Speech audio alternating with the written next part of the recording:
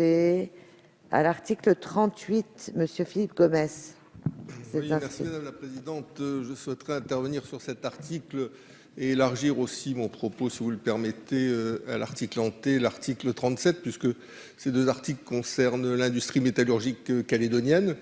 Et je tiens à indiquer que les concours qui ont été et qui sont apportés par le gouvernement, qui j'espère seront délibérés favorablement par le Parlement, permettent à l'industrie métallurgique calédonienne de traverser un cap difficile dans une conjoncture mondiale particulièrement heurtée et dépressive.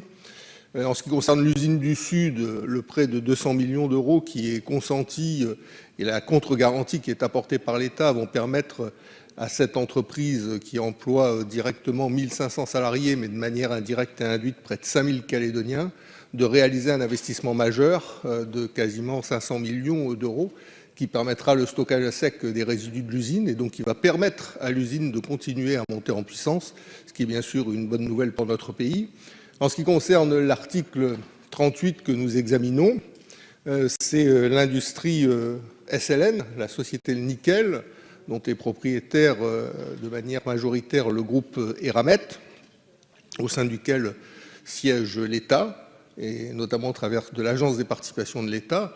Le concours qui est apporté au travers d'une garantie offerte par l'État pour le financement d'une centrale électrique au gaz est à la fois une bonne nouvelle au plan de l'environnement et de la santé, puisque la vieille centrale au fioul, qui est maintenant cinquantenaire, qui sert à l'alimentation de l'usine, va voir, grâce à la centrale au gaz, ses émissions de CO2 divisées par 2, celles d'oxyde de soufre disparaître, d'oxyde d'azote divisé par 3 et de poussière divisé par 50. C'est donc une très bonne nouvelle pour l'environnement en Nouvelle-Calédonie et pour la santé des Nouméens. Mais c'est aussi une bonne nouvelle en termes de compétitivité, parce que bien sûr cette centrale électrique au gaz permettra à la société Le Nickel de poursuivre son plan d'amélioration de ses prix de revient de façon à l'horizon 2018 d'être plus compétitive sur le marché international. Donc ces deux apports importants du gouvernement de la République au profit de nos usines constituent de très bonnes nouvelles pour notre tissu économique en cette période difficile. Merci.